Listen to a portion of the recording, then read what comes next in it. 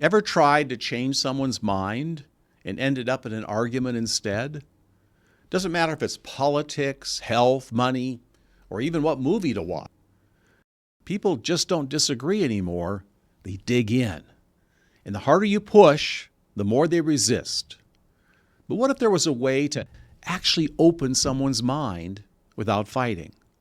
Not manipulation, not trickery, just a way to connect at a deeper level than opinion. Let's talk about that.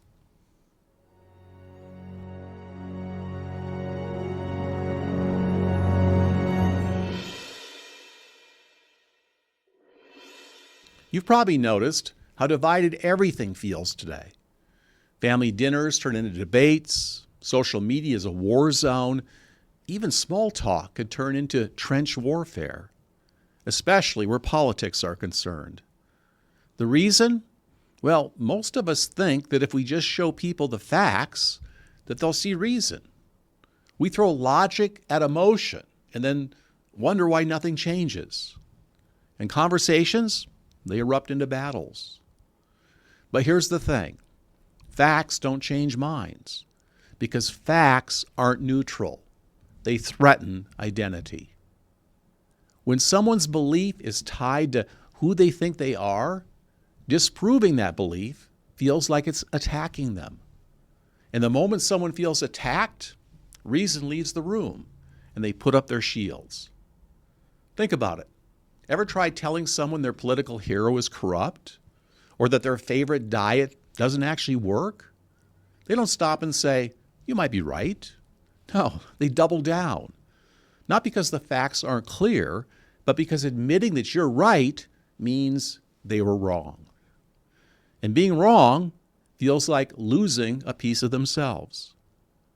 Now, take it even closer to home. Tell a parent that they're too hard on their kids. Or tell your partner they're addicted to their phone. And suddenly, you're not talking about behavior, you're questioning who they are. Their ego fires a flare. Their shields go up. And what could have been just a 5-minute talk turns into a full-blown battle. That's how quickly truth gets lost when identity takes over. So if the facts don't work, what does? Well, the secret, it's not more evidence. It's curiosity. Not convincing, not winning, just understanding. When you try to win an argument, the other person's brain, it lights up like it's under attack. Their ego takes over. They stop listening just like you would if someone was shouting in your face. And when you show curiosity, when you ask instead of attack, something shifts. The alarm quiets down. They feel seen. And then suddenly, a conversation that was stuck in battle mode starts to breathe again. Researchers at Stanford found something remarkable.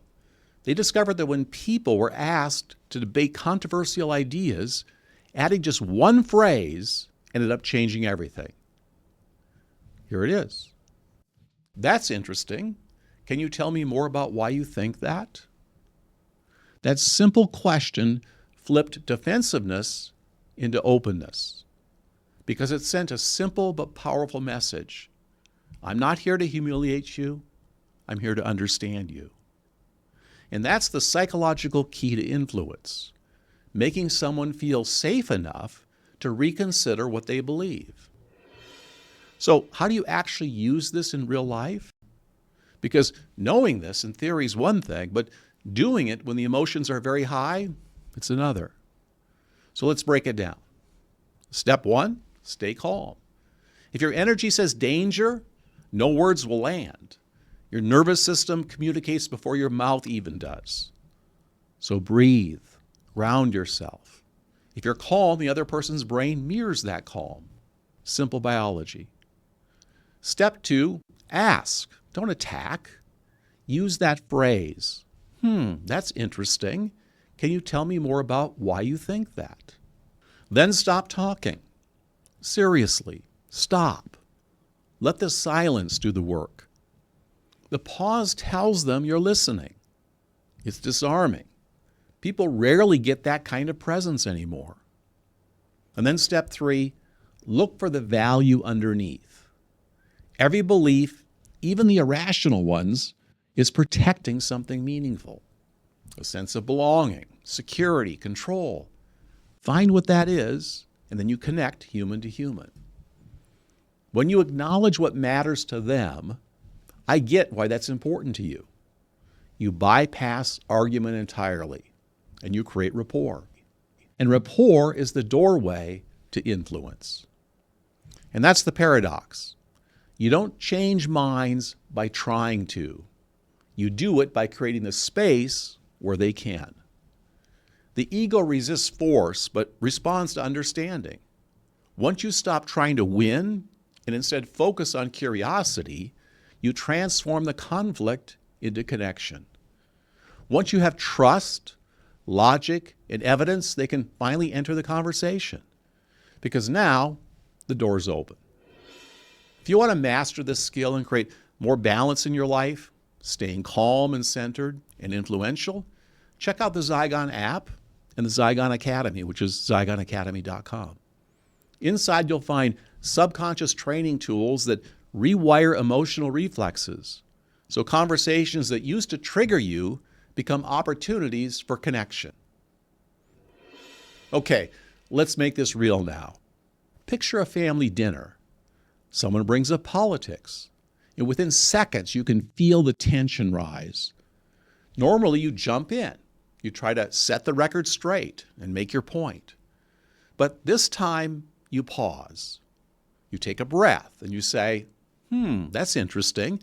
Can you tell me more about why you think that? They blink, surprised, because no one ever asked that. And then they start explaining. And you nod, you listen, you don't interrupt, and suddenly something amazing happens. The tone changes. They're no longer defending, they're reflecting. You didn't win an argument. You changed the emotional field. This same principle works everywhere. Business meetings, relationships, negotiations.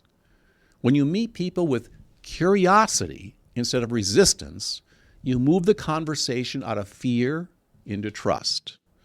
And that's where real influence lives. It's pretty cool, huh?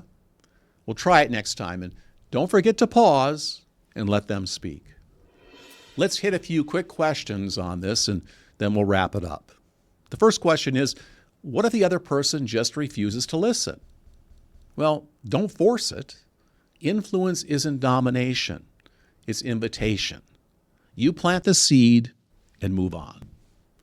Question number 2, does this mean I shouldn't use facts? No, of course not. Facts matter. But connection has to come first, or the facts will just bounce right off their defenses. And it really is how you present them. Question 3, what if I lose my cool? Well, it happens. Just notice it, as awareness is your reset button. Again, the goal here isn't to win the argument. It's to move the relationship forward. People are not going to change their positions immediately just because of the facts that you present. And question 4, can this really work in business too? Well, absolutely it can. In fact, the best negotiators and leaders on the planet use empathy as a strategy. They listen deeper than anyone else, and that's why they win more deals. We can't fix the world by yelling at it, but we can change it, one calm, open conversation at a time. And try this in the week ahead. Every time you talk with someone, aim to leave them lighter than you found them, a little more heard, a little more understood. Every time you choose understanding over ego, you shift reality a little closer to sanity. Thanks for watching, and I'll see you next time.